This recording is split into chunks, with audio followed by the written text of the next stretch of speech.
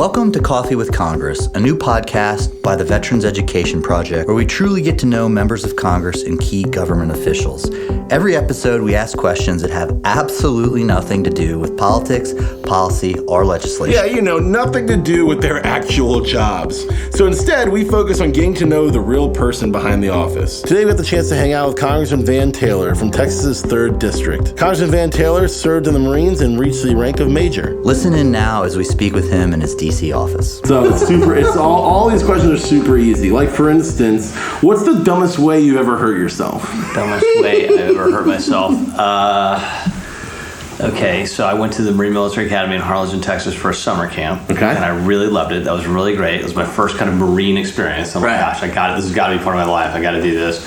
And I was cutting wood, and I had a pair of jungle boots that I broke it in, and they had a really good spit shine on them, and I was really proud of them, and I'm like, I'm gonna wear these all the way.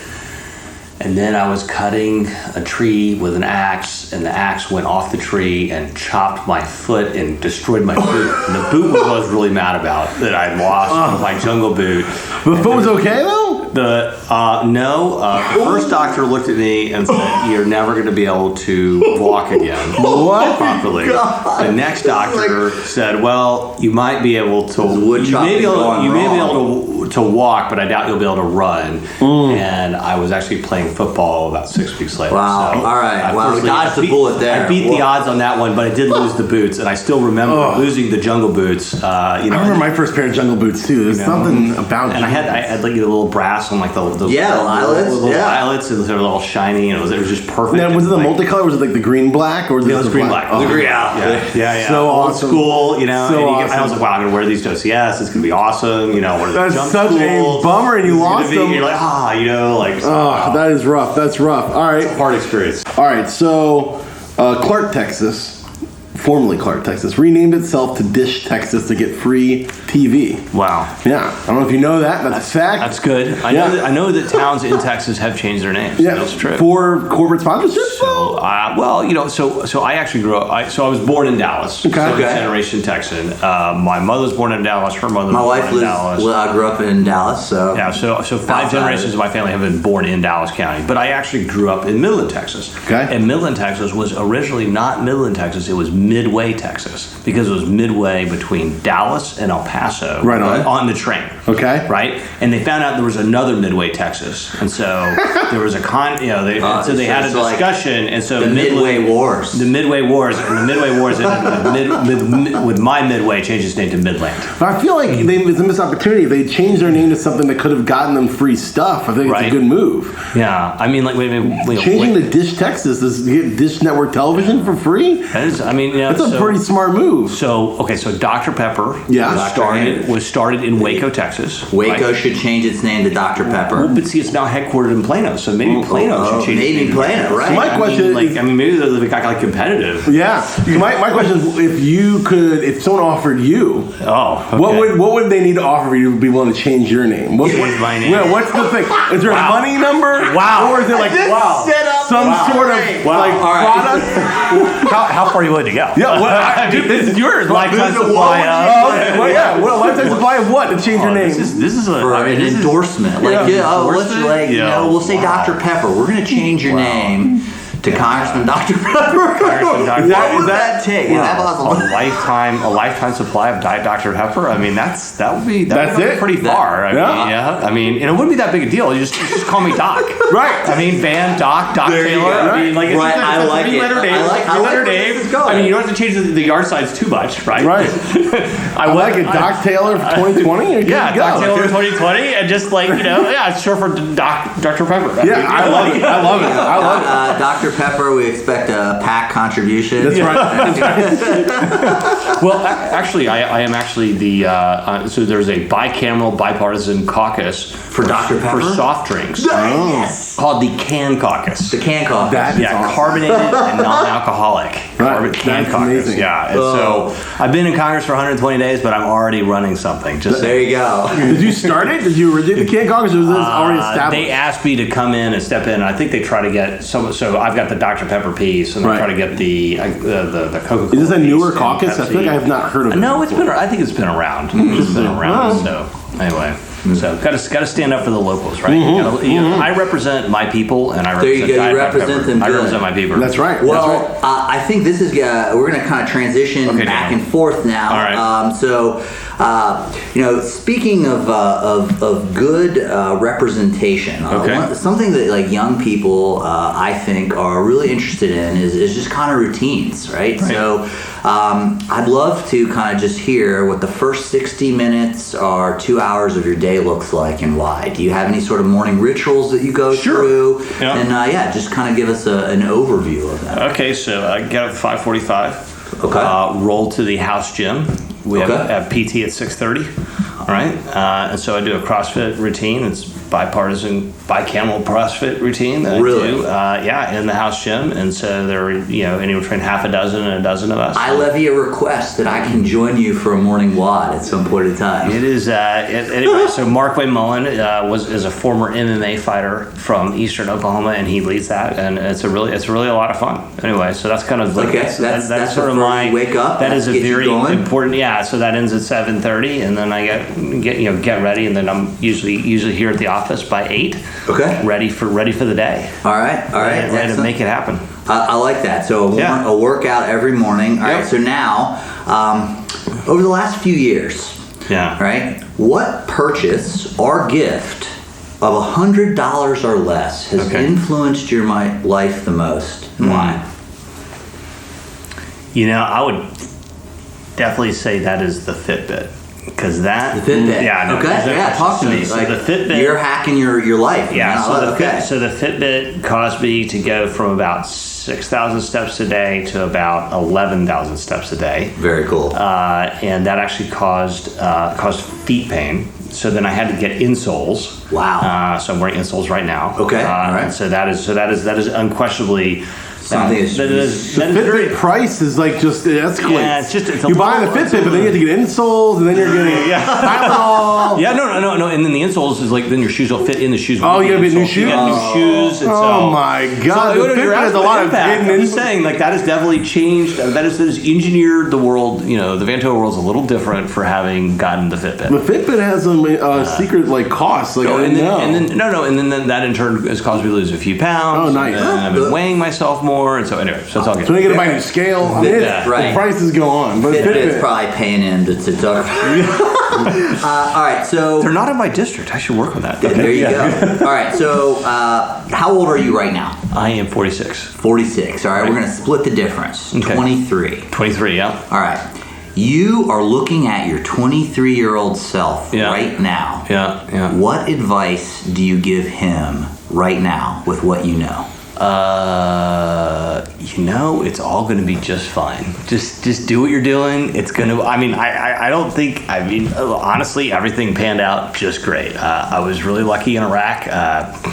Got everybody, accomplished every mission, brought everybody home to their families. And that's probably the most important high stakes thing you can go through. So if that worked out for you, I don't know what else there is. Everything else is just kind of sideshow. Oh, yeah.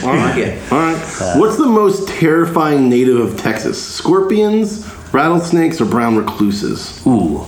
I know what my choice is. Well, I've killed several rattlesnakes. You've killed several? Sure, and that's not with oh your my hands. gosh! I try not to do it with my hands. I try to use a stick. How? Okay. Or a hoe, so that they're not. What is the strategy with? Because they can strike. Well, make sure the stick is longer than the snake. Got it. Okay. That stick longer than snake. I'm taking notes. You could take that one to the bank.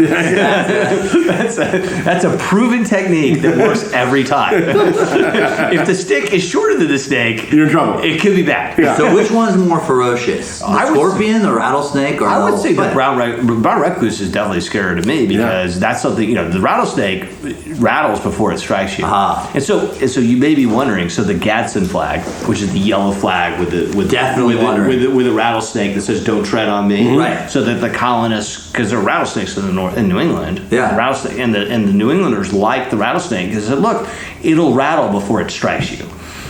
Kind of like we're going to do that, King George. You know? Right. We're going to rattle before we strike you. So it is actually, in that sense, it's actually a pretty decent predator as predators go. There you go. It gives Where you a scorpion a or brown recluse is just sneaking up on you. I would say, but the brown recluse really scares because their sting can be so awful. Yeah. I've seen some really bad damage from that. I was 29 Palms. I think I saw a Marine get bit by a brown recluse, and it really hurt his hand really badly. I was anyway, just saying. All right, so brown recluse. Brown recluse definitely is. All right, okay. All right, the German chocolate cake. I don't know if you know this. I'm sure he knows. Yeah. I'm sure as a Texan he knows. Not from Germany. It's named after a guy named German who is a Texan. This is a Get Texan. out of here. That's German true. chocolate cake. I never knew that. That's right. And I actually like German chocolate cake. yeah, so the German chocolate cake was first made famous. It got printed in a Texas newspaper, the recipe, and then apparently German chocolate cake sales went up 70% in 1 year because everyone just loved this cake. Really? Yeah, that's what happened. Okay. And it all starts with Texas. Okay. My question is, if there was a dessert that was going to be named after you, which dessert would it be? Or it could be something you create right now. You're like, hey, listen, it's got to include these things. Oh, wow. So are you asking what my favorite dessert is, or what dessert I want to be named for? It's the one that's if there was one that's going to be appropriately named after you, what would it be? Oh, well, that would definitely be a mixed berry cobbler with just a crust on top. Right? So that would be blueberry blackberry, raspberry cobbler. With maybe or without ice cream. I'm a sans ice cream guy. I'm just what? Yeah, I know. This interview is over. I know. Get this guy out of here. Oh my gosh. Actually, so one thing I will point out is in the Texas legislature. I was there for 8 years. In the Texas legislature, one of the great features of that place was that Bluebell Ice Cream provided free ice cream to all the legislators. Oh, that's amazing. Yeah, and so in the U.S. House, when I found out how to pay for it, it really got it. Yeah, I was like, what? Who do you think I am? I mean, so why this cobbler? What is this about this cobbler you resonate so much with? Do you just love it, or is there something about it that you resonate with? I like the berries. And three different berry flavors and a 3-letter name. So cobbler. I mean, fair. Okay. All right. That's good. I mean, something there. I like that. All right. So yes, Daniel. I'm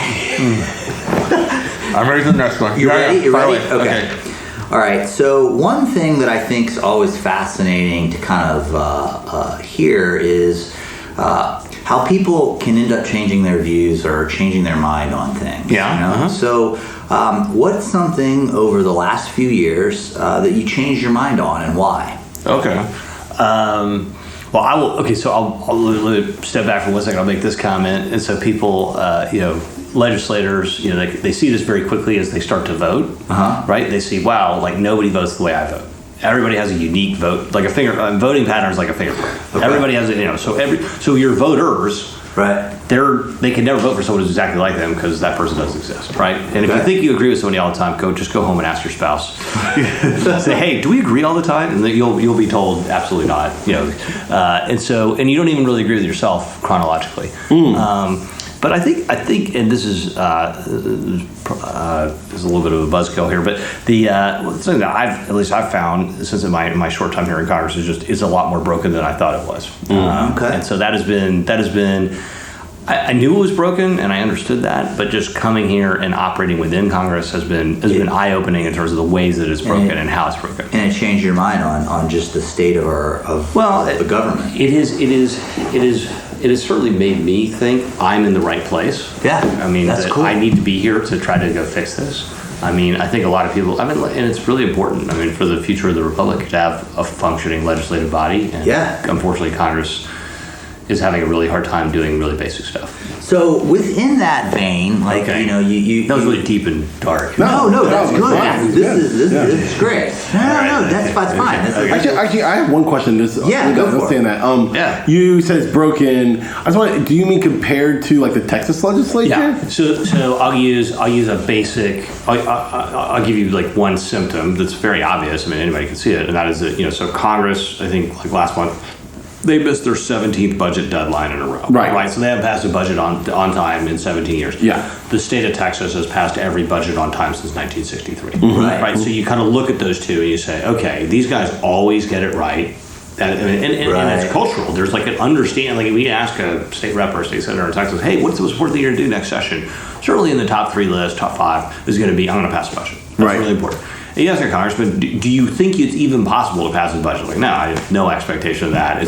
Culturally, it's just like, no, nobody can do 5 push-ups. That's just too hard. Like, right? So I think as military guys, like, no, like nobody can do that. That's crazy talk.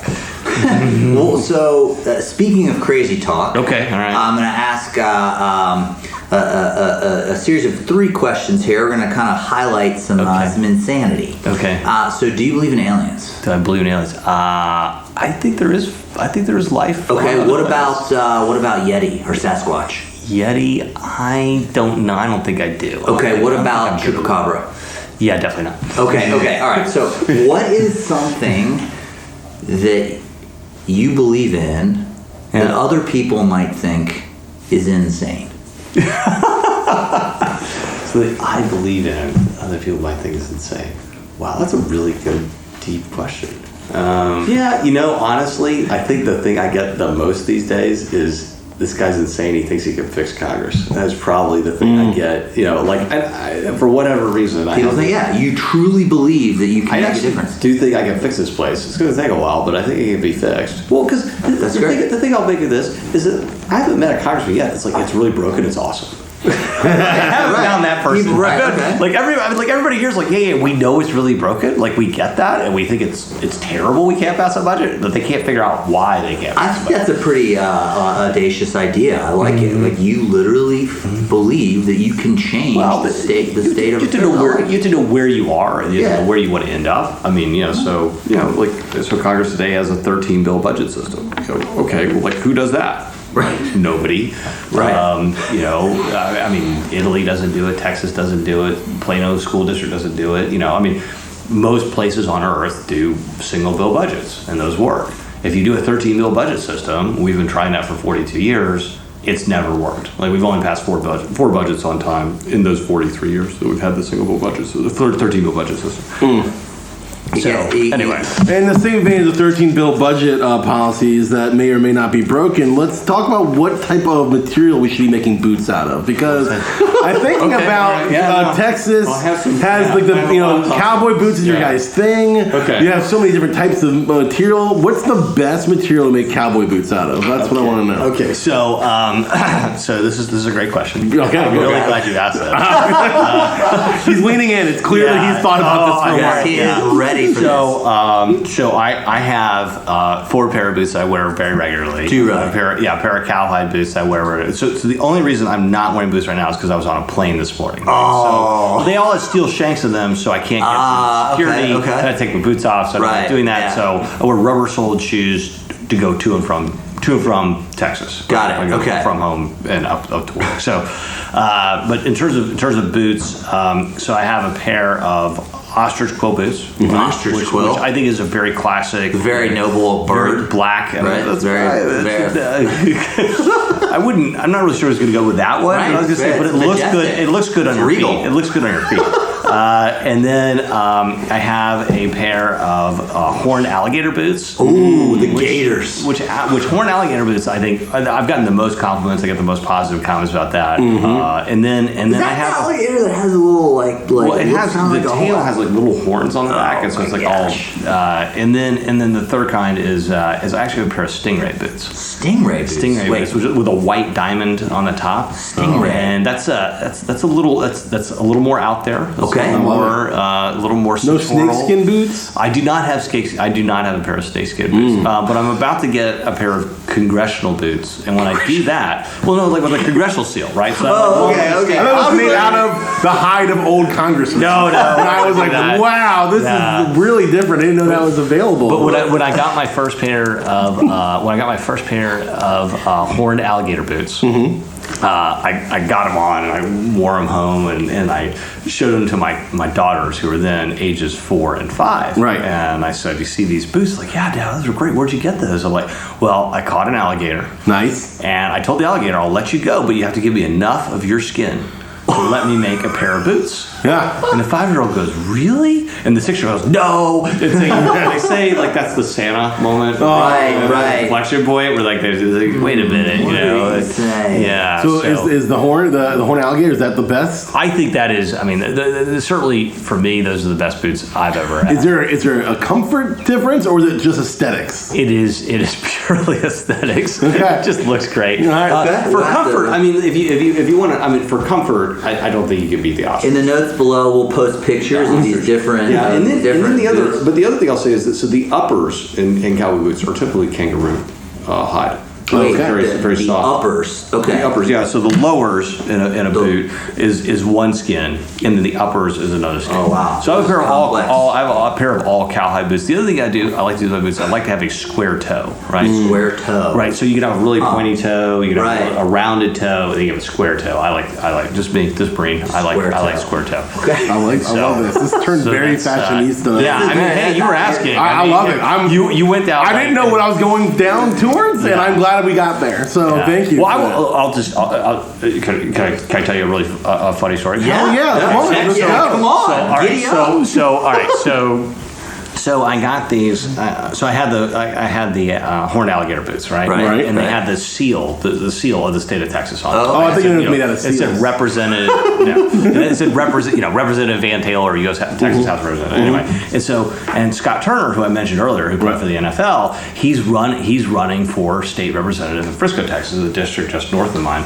And he runs into me at some political event. He's like, "Hey, see, those are great boots. I really like the horn." I'm like, "Yeah," and I showed him the seal. I was like, "Oh my God, I got to get the boots. If you work hard and you get elected, you will get boots like these." "Oh, I've got to do that. I'm going to work really hard." It's like every time I'd see him, I'd be like, "Look at these boots. Work for the boots. Work for the boots." There you go. You know, and he finally worked, and he got elected. He got the boots, and he gets to the Texas House, and Lucchese comes by, and I'm like, "Hey, Lucchese's coming out of them or discontinued." I've got you so much better, so don't worry.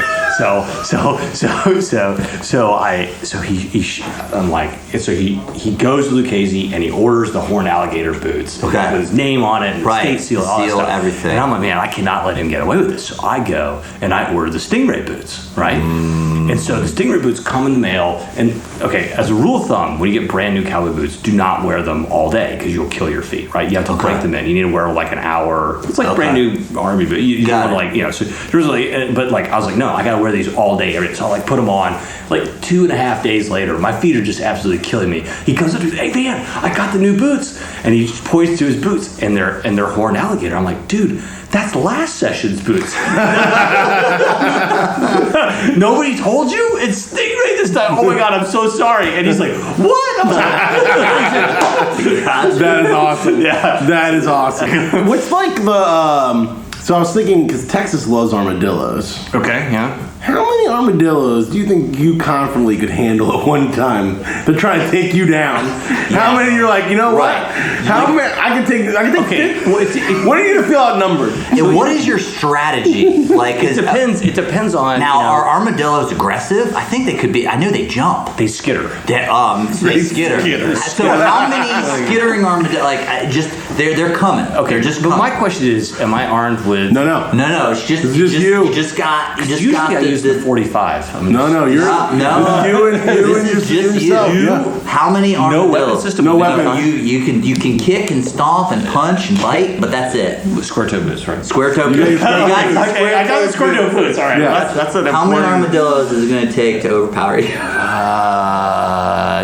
I'm thinking kind of like in the 10-15 range. Really? Yeah. I mean, because they're little. They can't really do it. Yeah, come on. I was thinking you could take 20 or 25. I was over under on that. I was like 20, 27. Oh wow! Yeah. Oh wow! I think you're selling yourself short. He's doing CrossFit every day. They're 15. Think about the boots you can make out of them when you're done with You them. could run them around. I mean, they probably don't do cardio like you do. I mean, That's right. You can wear them They down. don't get up at 5:45. That's what I'm saying. Right, I know. You would tell them that, like, this isn't even. Okay. All right, so you think 10 to 15? All right. Just saying that's. All right, so on a separate note. All right, Okay. so one of the things. Like not on the serious one. Is it lightning round time? Lightning round time. We got one more question. All right, one more. question. All right. One more question. What's one or two of your favorite quotes or mantras that you live by? My favorite book is The 100 by Gary S. Hart. And it's a ranking of the 100 most influential people in history because it shows the power of the individual to change the course of events. Okay. That it's not just about, I mean, look, and then the other thing, which is the opposite, is that anything big in life is going to be done with a team. Okay. Right? And so let's give it to the quarterback, but hey, The 100. He's got to be the guy that hikes the ball. Well, so and those two things are different, but they're the same. So right? what is the quote or mantra of that book? Is it One person can make a difference. one person? Right, can make a but difference? understand. I mean, so actually, the number one guy is Muhammad, right? And so, he creates a religion and creates an empire, but he did that with a team, right? Right. He's the Okay. leader of the team, but if you want to do anything big in life, and I think we all know this from the military. I mean, if you want to do something big in life, it takes a team, right? Yeah, I mean, whether that's it's true. a company or a legislative office or a platoon, right? Okay. It takes a team. It takes a team to do something, but still, the individual, or perhaps I'll put it this way: the strength of the wolf is in the pack. The strength of the pack is in the wolf. I like that. There you go. Hashtag wolf strength. Well, that's the law of the jungle, right? That's the law. Hashtag law of the jungle. Yeah.